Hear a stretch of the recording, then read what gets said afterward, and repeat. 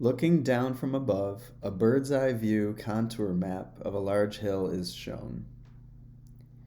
People that ski on this hill on a winter day can take one of the given paths. They could take path A, B, C, D, or path P, Q, R, S. Elevations in the contour map are given in meters, and the contour lines represent points of common elevation. But these curves can also represent what are called gravitational equipotentials in physics.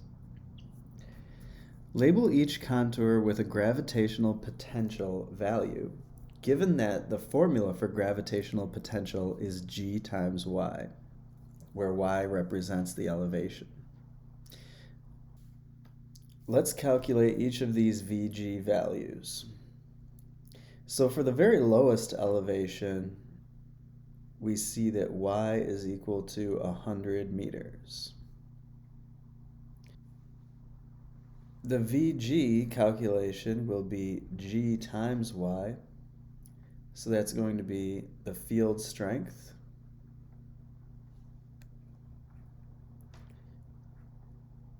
times the height.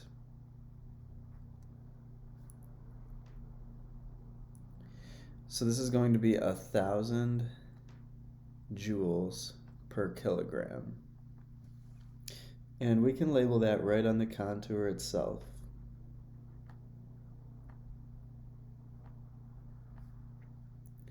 If we repeat this process for 200 meters and 300 meters and 400 meters, we're going to get values 2,000,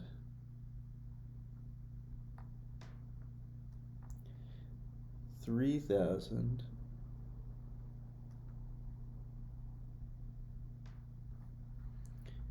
and 4,000.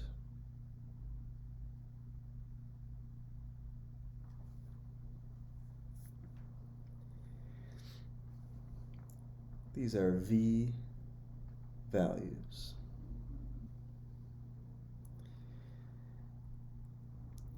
What we'd like to use these values for is to calculate delta V in going from one elevation to another. So if a skier starts off up here at point A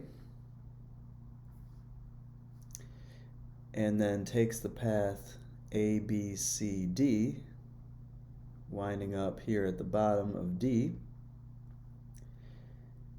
what is their delta VG in doing so? So we just want to do V final minus V initial to calculate this. That person lands up at the 1,000 joule per kilogram equipotential, but they started from the 4,000 joule per kilogram equipotential.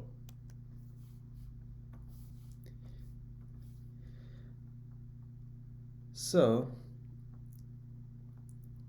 their change in potential is going to be minus 3,000.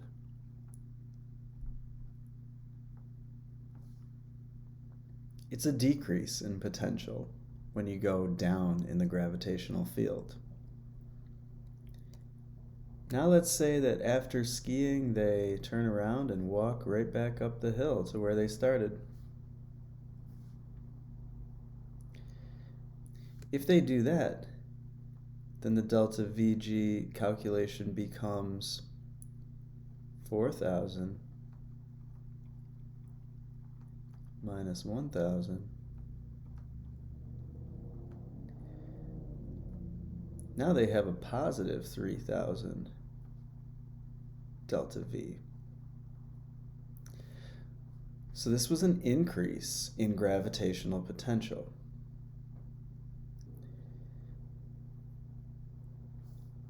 What if they go from point A to point P? Maybe they don't like the hill that they were on. They want to go to a different hill. Well, point P and point A are actually on the same equipotential.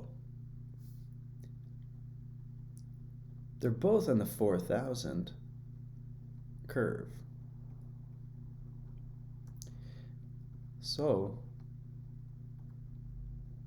the net change is actually 0.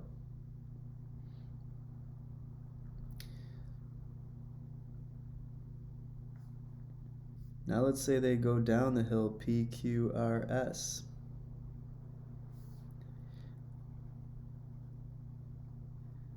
They end up on the 1,000 joule per kilogram curve. Started off at the 4,000.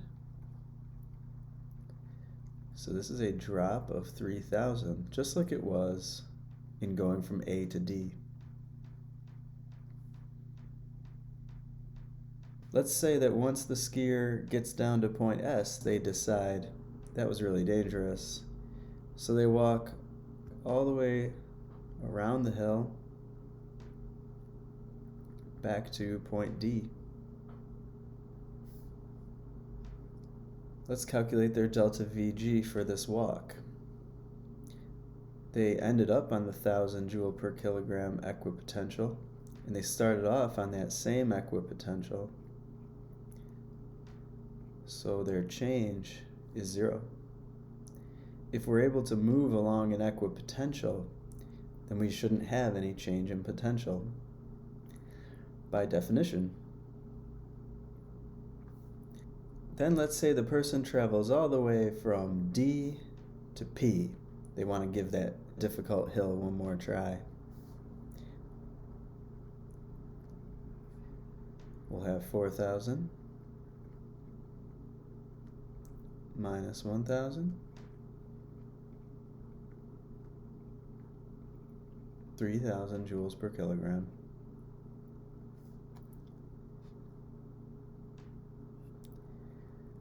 Let's compare paths A to D and P to S. And let's assume no friction or energy losses.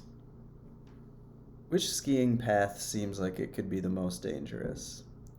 A to D or P to S? Well, one of these represents a slope that is very steep. There's one where you're changing elevation a lot in a very short horizontal distance. And in the other one, you have a much larger horizontal distance with which to change that elevation. So, as far as contour map goes, P to S would be considered steep, and A to D would be considered not so steep, or a gradual hill. So I believe P to S is more dangerous due to the steepness of it.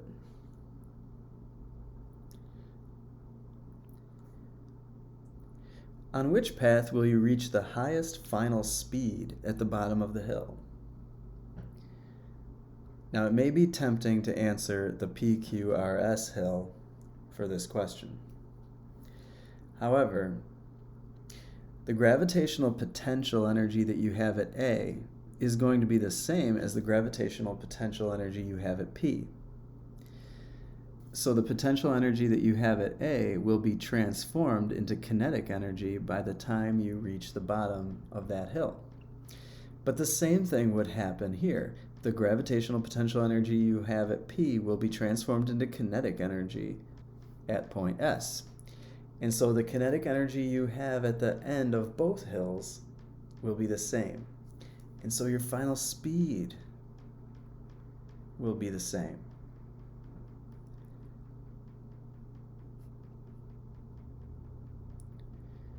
On which path will you have the greatest change in kinetic energy?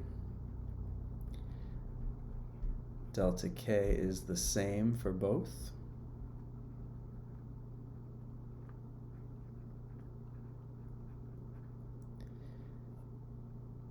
On which path will you have the greatest change in gravitational potential energy?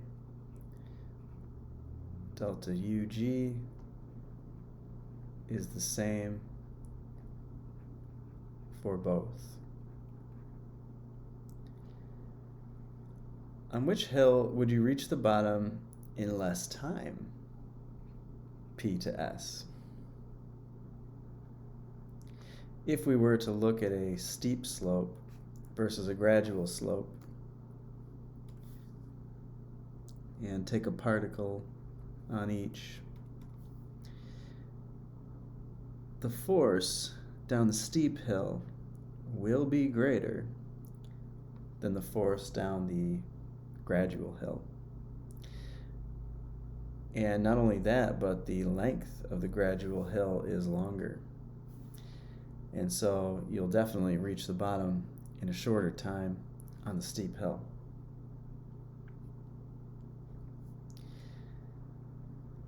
So, on which path would the net force pulling you down the hill be largest? P to S. That's why it's dangerous.